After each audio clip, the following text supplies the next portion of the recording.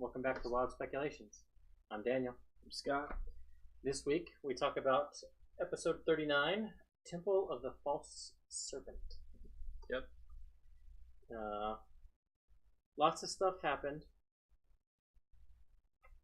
Some mistakes. A couple major miscommunications. Yeah. I don't want to dwell on the mistakes or well, we can talk about the miscommunication because I think there's an important lesson to be learned there. But a lot of my notes for this episode were in the first act, I guess you'd say, second act. Yeah. Based upon what we predicted and what did and didn't happen. Got wrong, got right. Yeah. And off the bat, the first thing that made me laugh was when Matt's like, "You're all prone." Yeah, because we discussed that. Yeah. And I was like, "Oh, I guess me and Matt are alike." I guess. Because your contention was you're all prone. Yeah. Yeah. So that made me laugh. You got the monster right. Yeah. I did get the number wrong, though. Yeah. I did, for some reason, the way I was hearing it, I thought they were all the same, and he just described the one. But well, and I thought there were only three. I thought there was, what's it called? Mind Whisperer. Mind Whisperer. I thought there was one of them and two purebloods. Yeah. One of them and three. 1 and 3. And only one of them charmed anybody. Yeah. Which surprised me. So, I kind of expected them to put the whammy on Yasha. That would have been bad. Worse or better?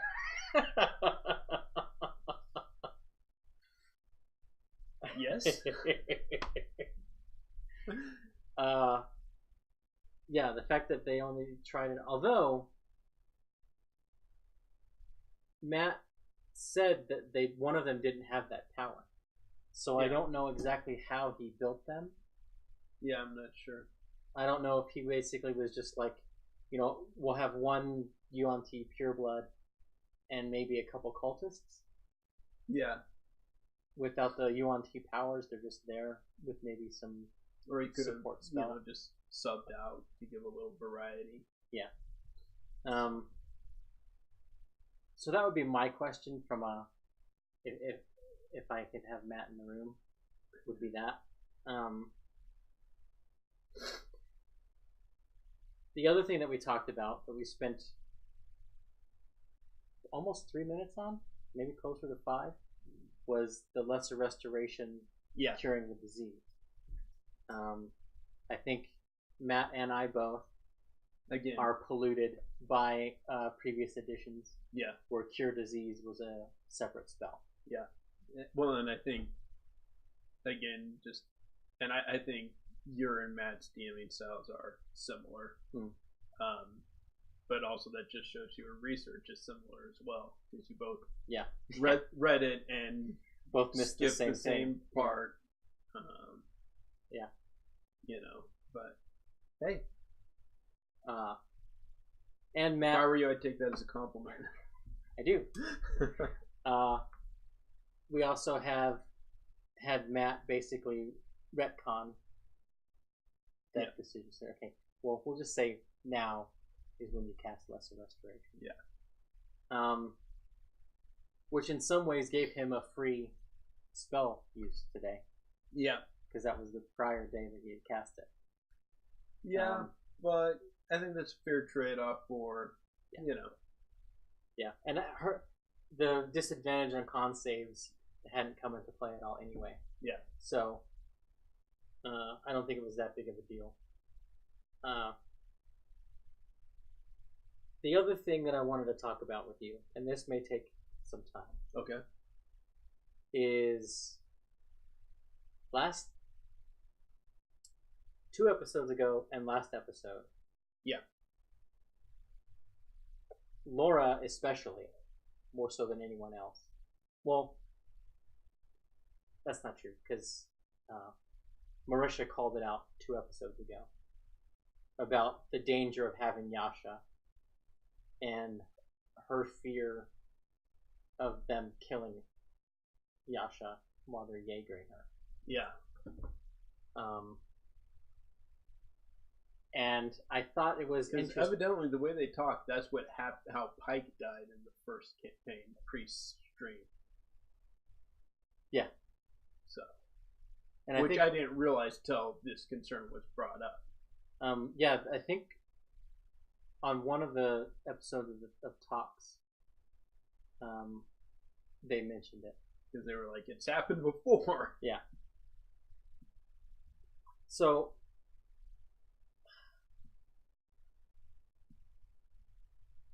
You have that going on, and I think Travis has talked to Ashley. Probably, I would assume. And I don't know if Ashley chose Travis to do it, or if sort of by default the group decided that Travis might be the best one since he's played a barbarian before. Right. And well, I think that might be why Ashley, if she chose him. Yeah. Because they even made the joke, did I make you proud with the rage? When she first said what I would like to rage. Yeah. But for me, the bigger question, vis-a-vis Jaeger and Yasha, is the flirtations that Travis was doing. Is that Travis pushing his own? Is that... Yeah, I'm like, do we classify this fan service? Do we know if Hay and Ashley have been talking? Yeah. And he knows something that the others don't? Is it just fan service? Is it just... Yeah, I really wish Travis was on Talks tonight so that question could be asked. Yeah. It will be Laura and Liam, I believe. No, Laura and Taliesin. Liam and Tal. 2 of those 3. I don't remember. Yeah, so like for me, that's a bigger issue than are you gonna get Yasha killed in a fight? Yeah. Because in a lot of ways, if he pushes her into a relationship, well, and I think so. They're I think it's going to go that way on the anyway. Mic, because they're professionals on the mic, they're really good at cross-talking without the mics picking it up. Yeah. But occasionally you'll get a phrase or something. Mm-hmm. And there was some crosstalk about that to Travis. Yeah.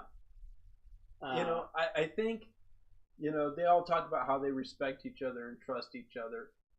I don't think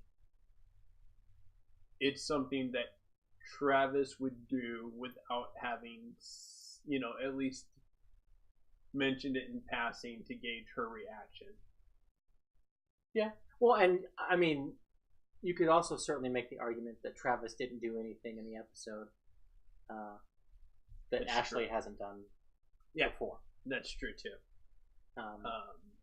But it was like to me that's sort of the discussion I think worth having when you're Jaegering somebody. Yeah. And like we almost lost Bo. Yes. In this episode. And death is no longer a big deal. Yeah. Because Caduceus and Jester both have Revivify. And they have the diamonds. And they spent time picking up diamonds. Yes. So they have the material components, they have the spell. They don't need the material components for Yasha. No. And I don't know. So I kind of want Yasha to die, and then for them to pull out the diamond, cast the spell, and the diamond still be there. Yeah. And then she comes, and then I kind of want that to happen first, so that they think it doesn't work. Yeah. It doesn't get consumed, and she doesn't have to buy any more, and then use it on someone else and be like, "What happened to the diamond?" I kind of want it. my dream scenario is for that to happen, for them to cast Revivify, and for Matt to describe the spell goes off, the diamond remains. Yeah. And there's just to have the beat where everyone and see that'll throw off, and I think you'll get a reaction out of a couple of them, but I think specifically Taliesin, I think he's a little too well versed. He'll understand. Like it may take him a minute. He may be in shock because he doesn't realize that barbarian specifically can do that. But like he'll understand that the next time when I use it on someone else. Whereas Laura would be like, yeah, you know what I mean? Well, I just want the moment of horror that the spell didn't work. Oh yeah, because the component, yeah, the component is have him be like consumed. Oh, but the component's still there. And have him wait for that reaction before saying, and she takes a breath. Yeah, that's sort of what I want to happen. I would like that. Just for the reactions. Yeah. But speaking of Taliesin's background, since we're talking about the spellcasting and stuff, really enjoyable watching him and Liam play full casters.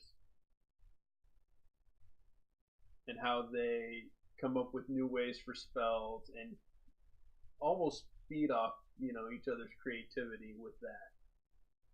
Yeah, except Taliesin hasn't yet personalized his magic to the extent that Liam has. But you've seen him use spells in different ways, and I think we've seen that inspire Liam a little bit, and we've seen Liam do things that have inspired Taliesin.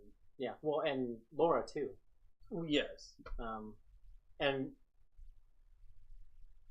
when she cast Spirit Guardians, she didn't say it right away. She didn't describe what it looked like right away. But she did go back and retroactively describe the pocket unicorn. Yes, which made me happy. Yeah.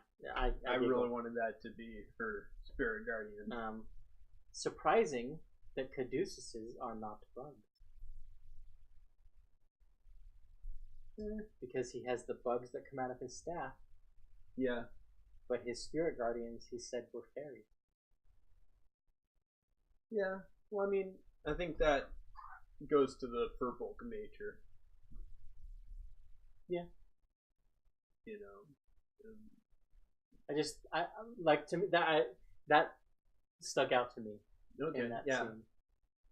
I mean, I can see that, but like when I was watching, it's like, okay, that makes sense, because he's a Firbolg. Yeah. Well, I mean, it made sense to me too. Yeah. It was an interesting choice to me that's how he described it, rather than right. No, I get what you're saying. It just didn't cross my mind that why didn't he do bugs, because it just clicked, Yeah. I loved the getting back to Yasha and being Jaegered. I love when he's like reckless attack and Laura's like, yeah. He's like, Yasha's not scared.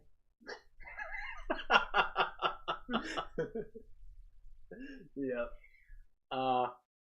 And like there's a time and place for reckless attacking. Yes. And Travis has got pretty good at determining when that time and place was. Yeah.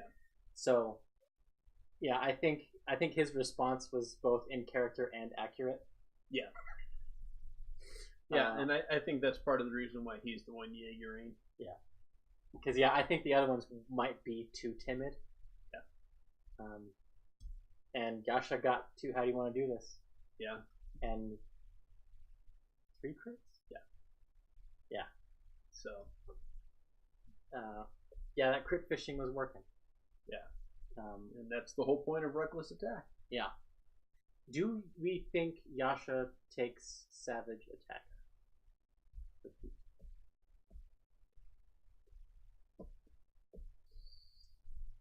I don't know.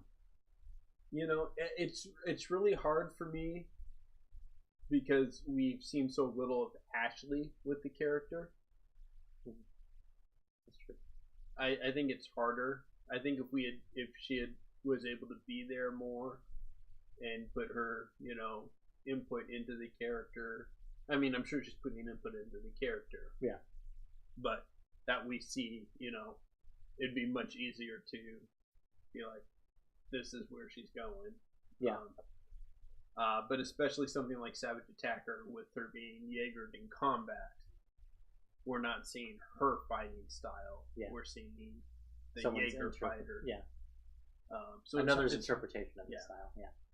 Which comes back to my repeated statement that combat is a role-playing opportunity. It is. And a lot of role-playing people who poo-poo combat, mm-hmm. I don't think a lot of them understand that. Yeah. I do. Combat is a distraction from RP. No, I do my share of poo-pooing on combat, but I just don't like it combat after combat, just combat. Yeah. I don't mind combat. Sure, there's 2 or 3 fights. Yeah. The narrative calls for it. It's another piece of narrative. Yeah. I don't mind it, but it's when it's a dungeon crawl, that's when I'm like, this is too much for me. Yeah.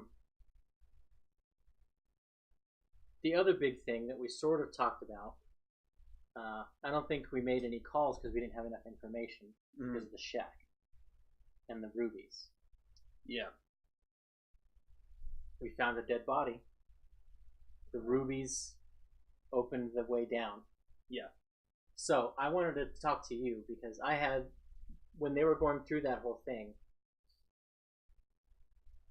I was like, I bet the reason they sacrifice is so that whatever sensor is behind those eyes sees red enough to open. Yeah. And normally it would be the rubies that would do that. But those rubies were taken. Yeah. By whoever was in that shack. And I have a feeling that that's who the body was. I would agree with that. And I would 100% you asked last episode, was that a former chosen? Yeah. If all of that works together, I think there's definite evidence that that's probably a chosen. Yeah, I'm reading that whole scenario, and when I was watching, I was like, that adds to my speculation. Yeah. Do you think there was anything in the satchel?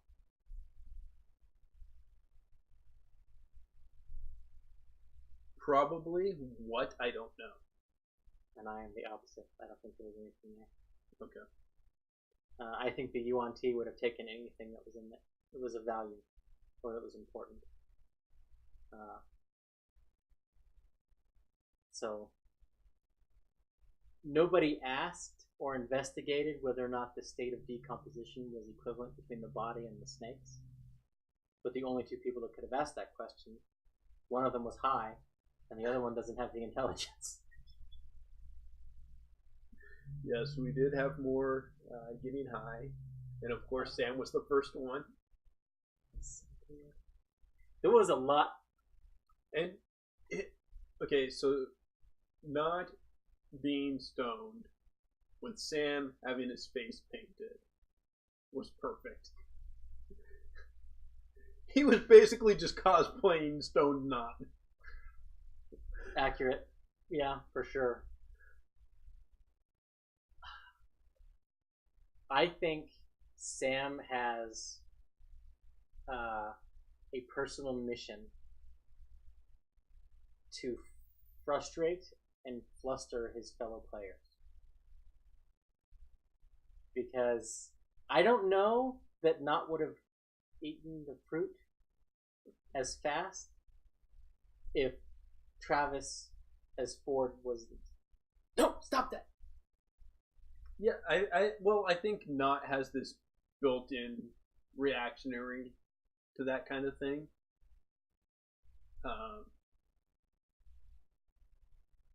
I think, well, you can make that argument more for Bo, I think, which we saw. Yes, we definitely have that with Bo. We saw her reaction to authority. Yes. And, like, she did not like the captain pulling rank, and when the captain described your subordinates, she about flipped her lid. Yeah. That in that moment I was like, yeah, is it going down now? yeah. That I was like, whoop. No, okay. Well, I think with it's something like food, because goblins have that iron stomach where they can eat almost anything. It's like it's not gonna hurt, me anyway. Yeah, no, I think she probably would have been like agreed with Ford if Caleb had been wanting to eat it before she got high, out of concern for him. Yeah. But for herself, she knows she can eat just about anything. Yeah. I think she was just like, you're worrying for nothing. A half-rotten shoe is a meal for a goblin, so. Right. Yeah. So is a baby. At least once. Yeah. So. Yeah, and I love the Guardians of the Galaxy 2 references. Both in reference to Not and two different characters. Yeah. Rocket and Groot. Yeah. And yeah, Fluffernutter was very much the... Now, if we have people in there, what do you do? That... No! I shoot. I was really wanting... I really thought for a second when they were arguing, they were just going to go for it. Yeah, well... And there was a moment Sam wanted to just go for it. You could tell in his eye he was ready to. Well, and that's why later on, when the Hydra finally came out, he's like, "Fluffernutter, I ready my action." Yeah. And I'm like, "It's happening." Yep. And Travis is like, "Well, at least we have someone who can veto this." And I'm like, "No." And he looks over to Laura, and Laura's like, "No." Yeah. And he's, well, no. You have someone who can. You don't have someone who will. And just that look in Sam's eye when they were talking about it. I was like, he's gonna go ahead and do it. It was the what I felt like Sam was thinking is kind of what I thought on our Sunday game when we had those vials of the mutagen that the bad guy had created, and I was like, yeah, we need leverage. I'm just gonna drink one. And you're just kind of looking at me like, where are you going with this? This isn't good. In character. Yeah. You knew what I was thinking. Yeah.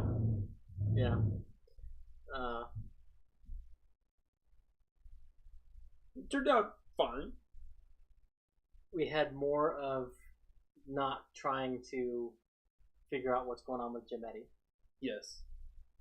Which I thought was hilarious. Why did you pray with me? You prayed to this guy too? Well, I think the best one was, do you want to drink? Yeah. No. Do you drink fluids? Yeah. And then the next one was, yeah. He starts chewing. Does he swallow? Yeah, we had that.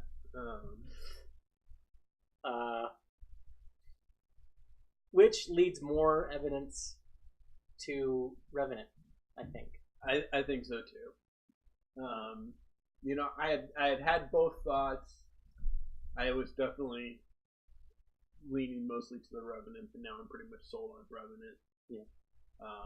I know there's been some discussion of Lingering Soul, the class that Matt created, but that's Spectral, though. That's Spectral. There is one subclass that deals with possessing people, but I don't think it's it. Yeah. I do like that Laura asked for another description of Jametti. Matt said dark skin, bald head, gaunt. Yeah. So my idea that maybe he's hairless is, I guess, out the window. because he didn't describe him as having no eyebrows. Right. But yeah, I just think it's a thread that I think not or Caduceus or both are gonna pull at. Yeah. And Caduceus maybe more. Yeah, we saw Caduceus actually. I don't want to say violently, but more earnestly. Yeah. And forcefully. Well, he lost his chill there for a moment. Yeah. You know. Yeah, and the dude stepped out, and so I think that moment was a combination of things. Yeah, definitely. It was a combination of Matt forgetting about him in the initiative order and deciding to run with it. Yeah. And just put an RP reason on it. Whereas, because he also forgot Avantika, but he went back and rolled her attacks. Yeah. So I think in the same way that Caleb has PTSD with fire, Jametti might have the similar kind of thing where big monster underground, they're all gonna die. I'm not gonna die here. Yeah, not again. Yeah, well, yeah, exactly. Not again. So we said, or I said, that I expected that this arc we would have definite, basically, the first seeds of the eventual cleansing of the land. Yeah. And I think we got it last night. Oh, yeah. We definitely got it. When Matt is describing those trees. The trees, and even just the written words when they were high. So they can only see them high. I mean, that dealt with specifically there, but I think that, you know, the feeding into each other. Once they're fed, it goes unchecked. Okay, yeah, I see what you're saying, you know? Yeah. But like the purple and brown foliage, it's exactly how he described some of the trees were Caduceus, in Shady Creek Run. Yeah. And what was happening in Caduceus' cemetery. And that's another reason why I wish Yasha or Ashley had been here playing Yasha, because I think she has a piece of that puzzle too. Yeah. Which kind of is interesting, because like when Matt's describing the smells that come out of the chamber below, Caduceus is like, and Travis even was like, and I like that dichotomy that he is familiar with these things and they give him comfort, but they are actually part of the system that's killing his growth. Yeah. That to me was an interesting play in that moment.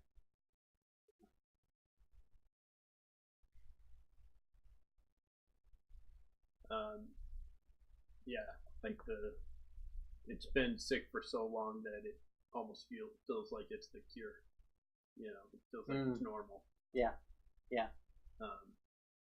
One thing with Ford and Caduceus, they just say, I love that Ford has pretty much bought into that Caduceus can read minds. And that Caduceus is just like, well, maybe I can. Let's go for it. I won't know until I try. Well, and I love the fact that he's like, I'm just going to talk to the plants. Yeah, I love that.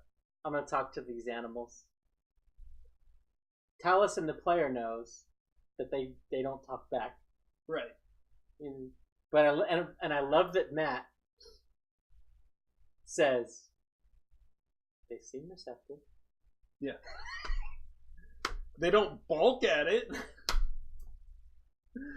You know, yeah, I love that he continually does this, and he keeps describing it as when you've spent your whole life talking with animals and plants, they haven't talked back. You know, yeah. What's the point in lying to a plant? They're not going to call you out on it. Yeah, that's Fun. And speaking of plants, one of the monsters that I said I expected to see on episode 30, when we were talking episode 37, I think, was I was thinking we were going to see a Shambling Mound. Yeah. Because it's the right kind of CR for their level. Yeah. We haven't seen it. I'm not discounting we will see it. Right. I think it's possible. When I was making my notes for this episode, I thought they were vine blights that they were fighting. And I was like, vine blight, Shambling Mound. They're both plant creatures. I was going to take half a win. Okay. But then on my rewatch, Matt says assassin vines. Or at least I noticed it. He said it on my first watch. Right. But I noticed it on the second one. I was like, I wonder if that's actually a creature. And I was like, I'll bet it is, and I bet it's in Tomb of Annihilation. Because I don't have that book.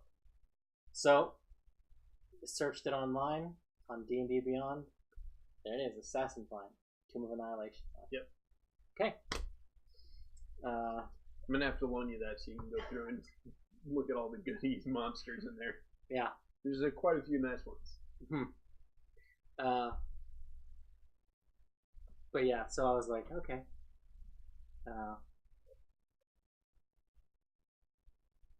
What do you think was the trigger for them to attack? You know, my first thought,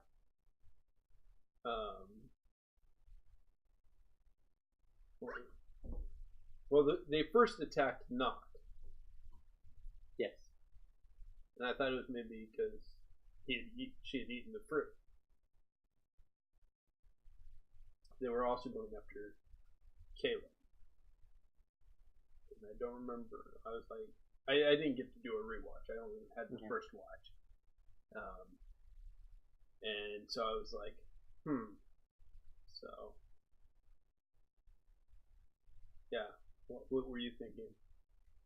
I think the trigger for the attack was seeing the eastern markings.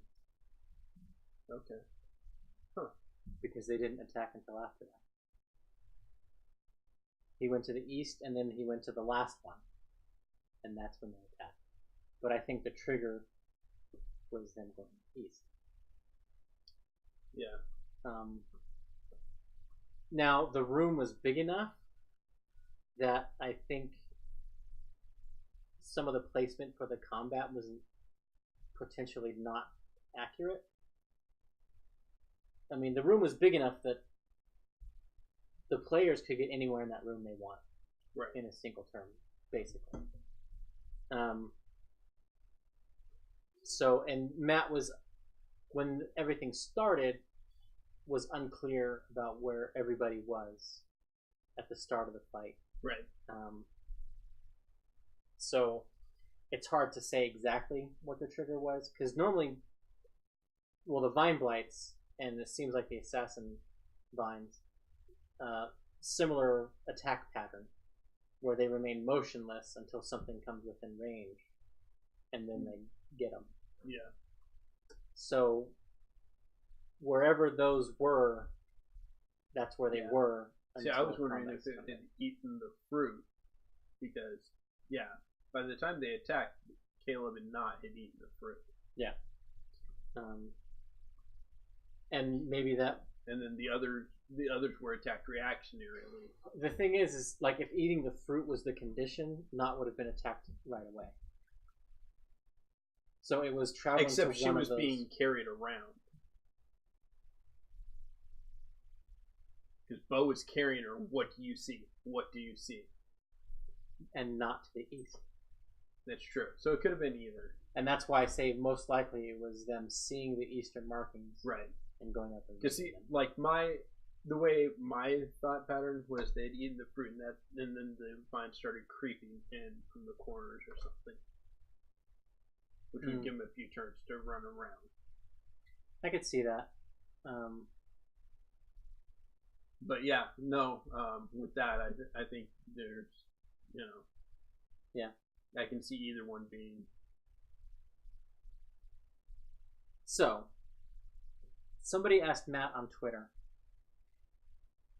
what if the fruit was a puzzle? Like if that room was a puzzle and what it led to. And Matt's response was it would have helped them with the Hydra. Hmm. So I think what they were supposed to have done is taken that basket, filled it with the fruit, so that when the Hydra came out, they're feeding the Hydra Okay.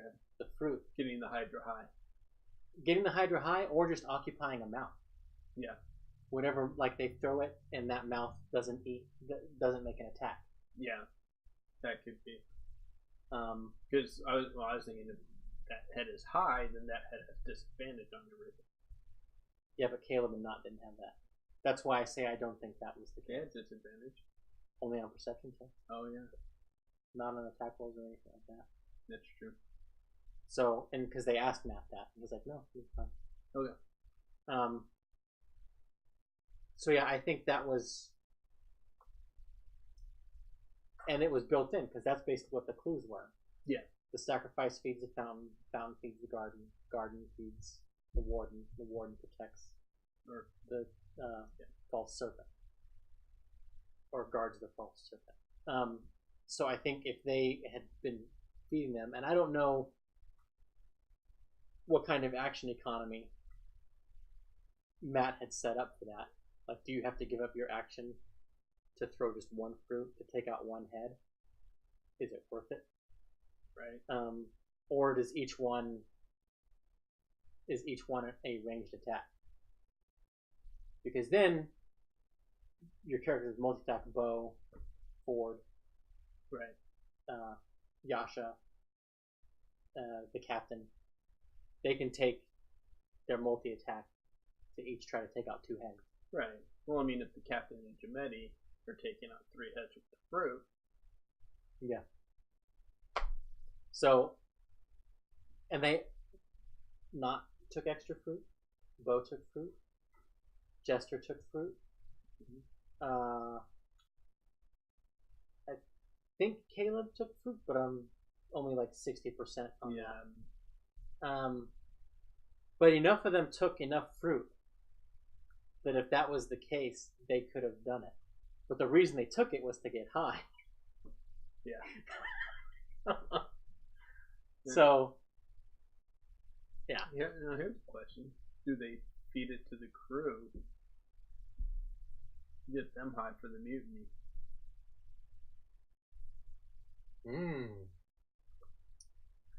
They could. If that's going to be their end goal. Right. But that might not be the case. Yeah.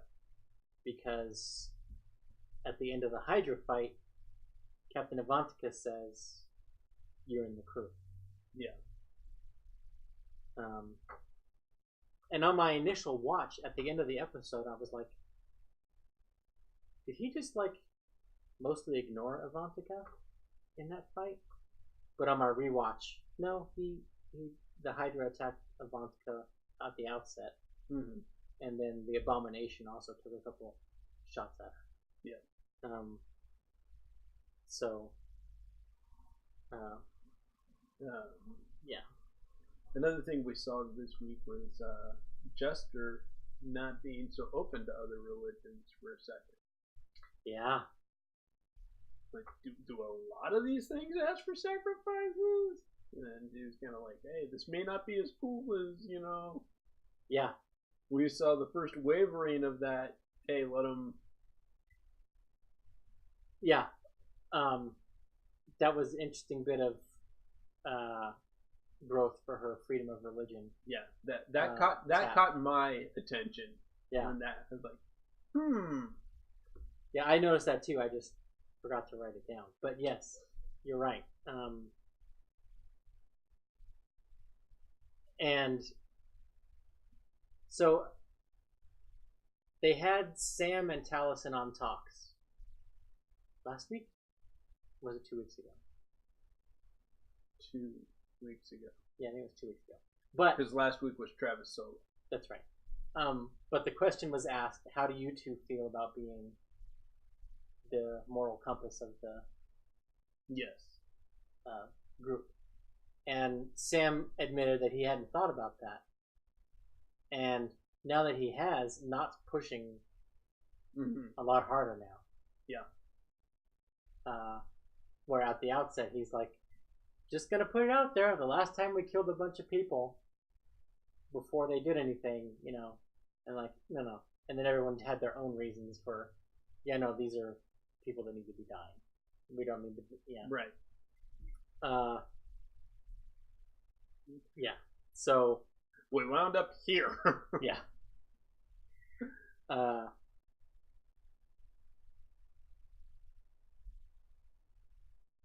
Okay.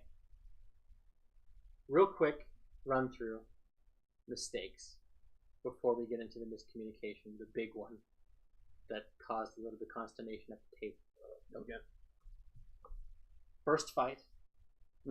Bo forgot to set no attack when Kela took an opportunity attack.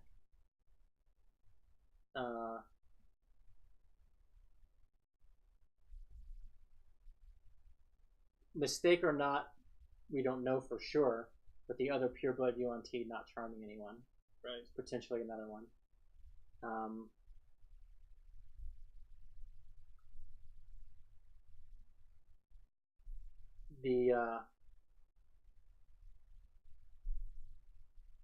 I don't think any major mistakes mechanically happened in the second fight.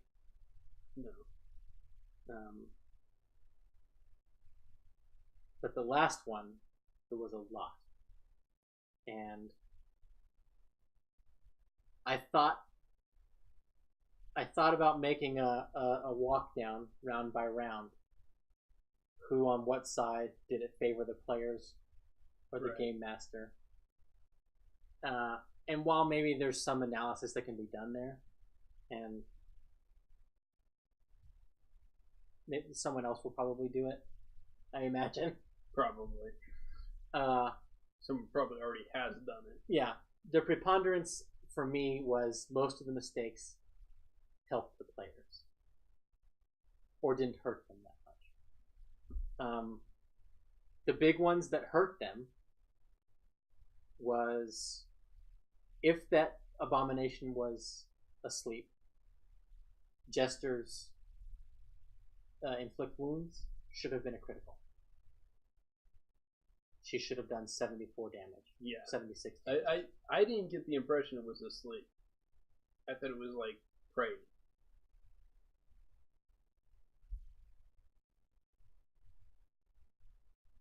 Like I say, it was unclear, and Jester didn't get a high enough perception to know for sure. Yeah. So it's difficult to say that was a mistake, and that definitely hurt them. Yeah. So, and that actually sort of mirrors the mistake that I made on Monday night with you, and you taking your reaction while you're unconscious. Yeah. Because unconscious, you're also incapacitated. Yeah. So, yeah. So that's the big one. And then the other big one that hurt them was Travis not doing 3d6 with his hex. Yeah. Because it's a first level spell, yes, but hex does an extra d6 for every level above first. And he's got third level spell slots with his pack magic. Okay. So he should be throwing 3d6 every time. Yeah, and I didn't catch that. Yeah, and he critted while he had it hexed. So he lost out on 2d6 doubled, and then he hit again, so he lost out on another 2d6. Yeah, that's big. Yeah. Which on average, that's going to be 21 damage he lost. Right. Which he had done 22, and Matt said that he just taken out the healing that it had done. Yeah.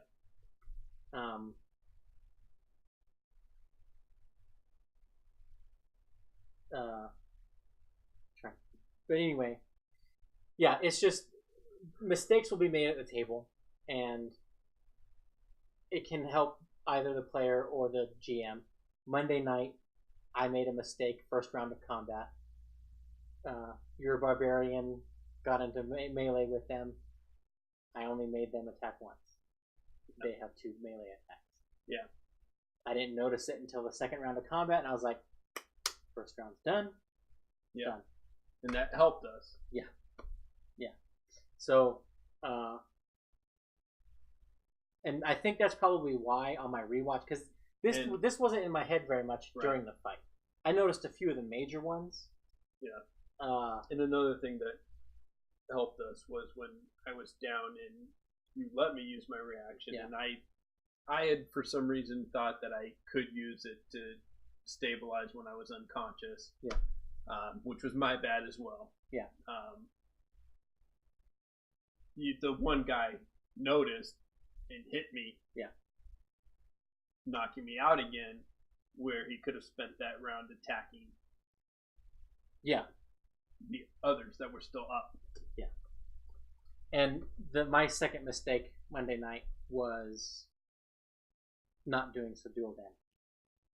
Right, because they had wanted to take me prisoner, and instead I rolled a 1 and then a 7 and died. Yeah, and I rolled a natural 1. See, in session, I realized my mistake and tried to fix it by giving the guy a medicine check, which I rolled a natural 1 on.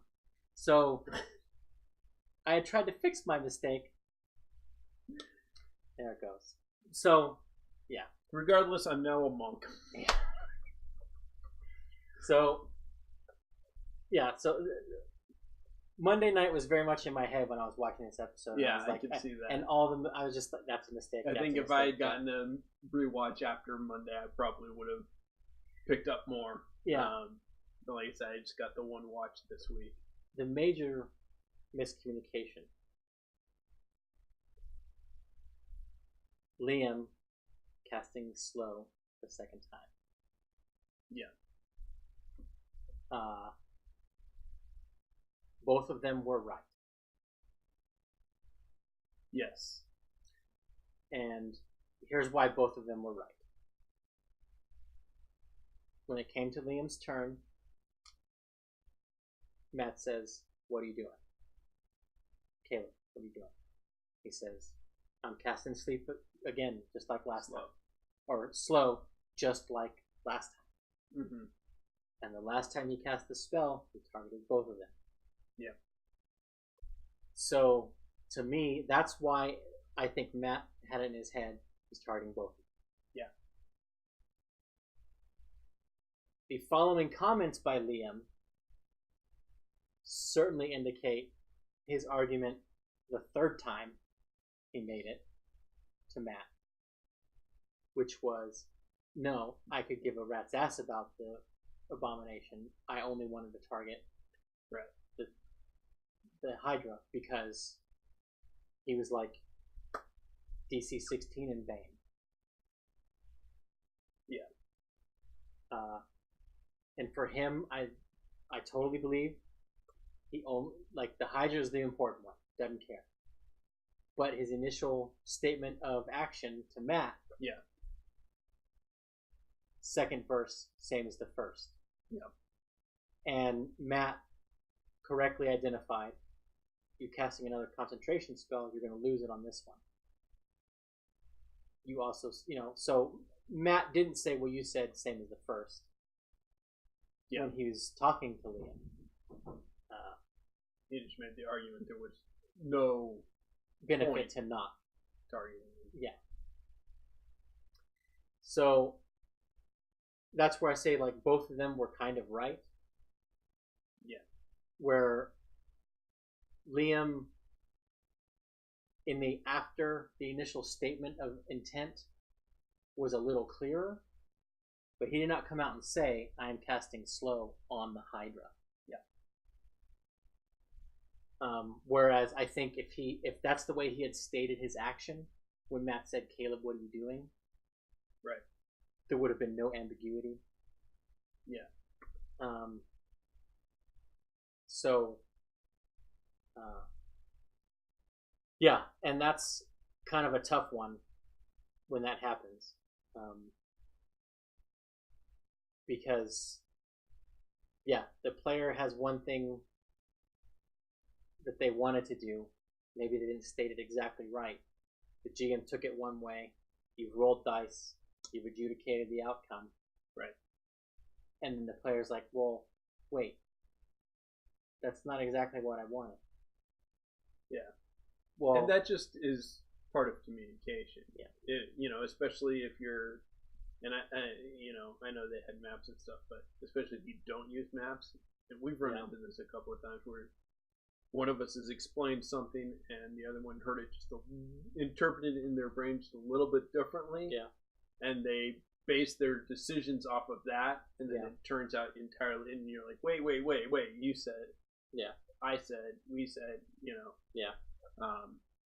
And that's just one of those things that it happens.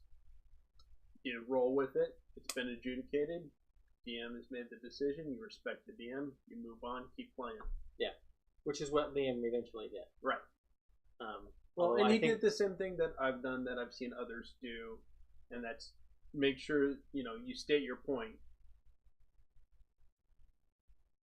And he did it a couple times. I've done it a couple times. You've done it, Yeah. Because you're still trying to wrap your head around where you misinterpreted. Yeah. You're trying to identify the point. And I think that once he realized where the misinterpretation was, he's like, okay, we're moving on. Yeah. So. And Liam admitted that he had forgotten that it would have dropped on the abomination. Yeah. And so, and that's where his misinterpretation of the information was. Yeah. Running short on time. So, predictions for next episode, which we may revisit because next episode is actually Laura's one shot. Yeah. I've got, what is she going to do? D&D? Is she going to do Crash Pandas? Is she going to do Honey Heist? I don't know. They didn't. I mean, my guess is it's going to be D&D. Yeah, that's my guess. But the one-shots have been about 50-50 as far as D&D versus other things. True. At least that they cast have run, not Matt. Matt didn't preface her one-shot the same way he prefaced the last one, Song of the Lorelei. Yes. With it is not canon. So, it will be interesting what's going to happen. And we will be here next week talking about that episode, no matter what it is. Yes. But in 2 weeks, when the crew come back, what do you think's going to happen? I think there will be a confrontation with Knot about going below, because I think they're going to have to go below, because what they seek is in that hole. Yeah. I don't know. I have my suspicions that will lead to a chamber, which will lead to a cavern, which is another way out. Okay. So that they don't have to go out the top and through the village. Okay. The whole Skyrim exit situation. Yeah. Also, on a personal note, that's the best way for Kuatoa to come into the story. Yeah. Is for that chamber to lead to a cavern, which leads to Kuatoa down there. Yeah. So, my hope is, and my guess is, we're going to get at least 2 more episodes before they leave the island. Okay. I think we will have an answer as to what needs to be done to unleash the Leviathan. Okay.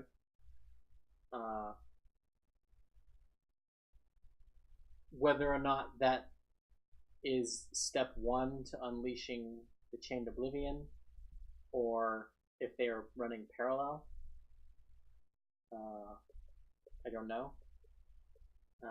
But I think the Leviathan makes a good mini boss before the Tarrasque. Yeah.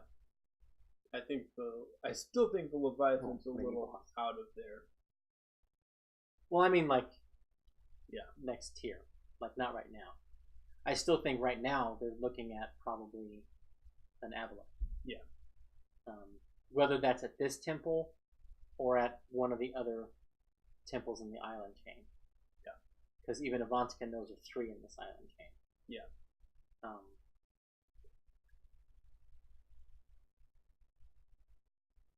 Now, last campaign, they were sort of arguably involved in the release of Thordak. No, they were. Yeah. Unintentionally, but yeah, they released Thordak. Yeah. So I think Matt has built a similar line in this game. Okay.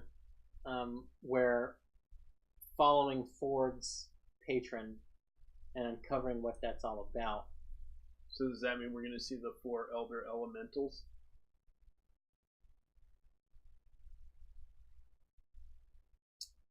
If that's the case, the Leviathan is the second weakest. I hadn't thought about that. But that would make an interesting tie-in for the Ashari and a potential guest appearance at some point of Kela. Yeah.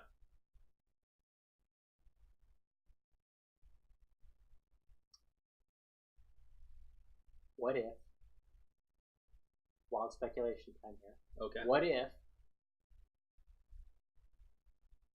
Matt has planned for the, say he's going to use the Elder Elementals, the Ashari, Kela makes an appearance when they are, say,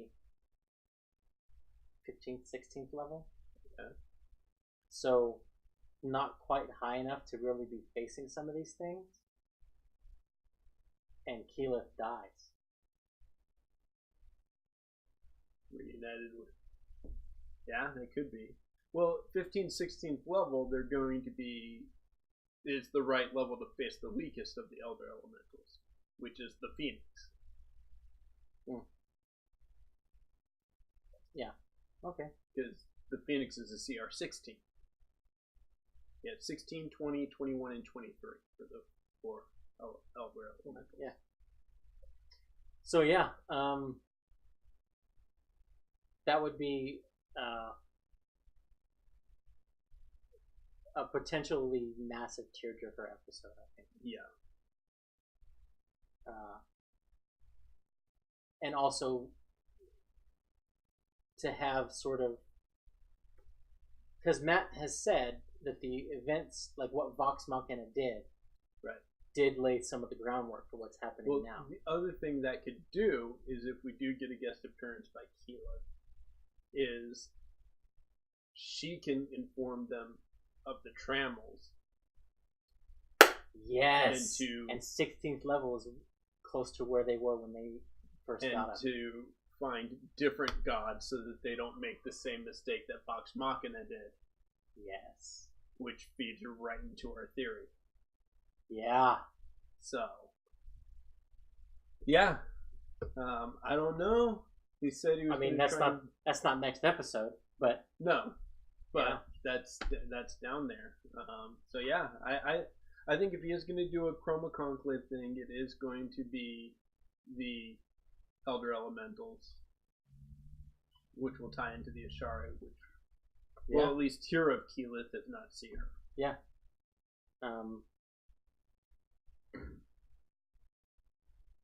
Any other predictions? I don't think we see the showdown with Avantika.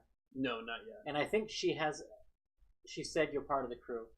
I think if they part ways amicably after next episode, so 2 episodes Mm-hmm.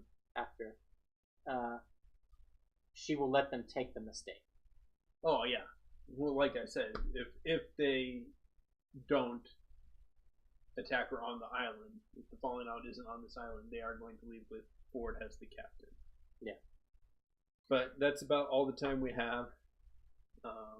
We will talk to you guys next week. Let's go watch Talks, guys.